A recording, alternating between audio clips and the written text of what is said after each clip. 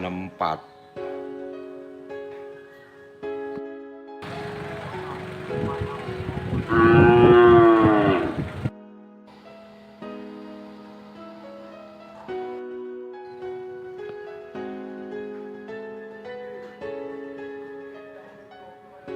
Ya.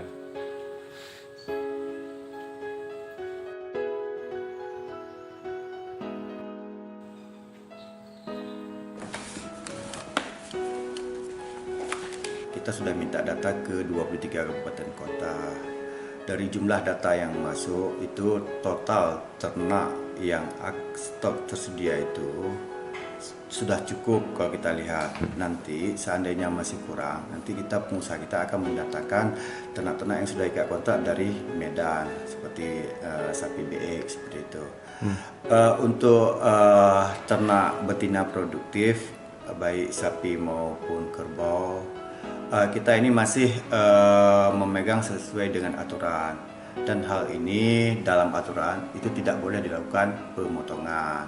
Nah, kalau memang hewan itu terpaksa dipotong misalnya karena dia tidak punya hewan lain, nanti kita akan cari orang yang mau memelihara dan kita gantikan dengan ternak yang layak untuk dipotong. Pak Kadis nanti, Pak.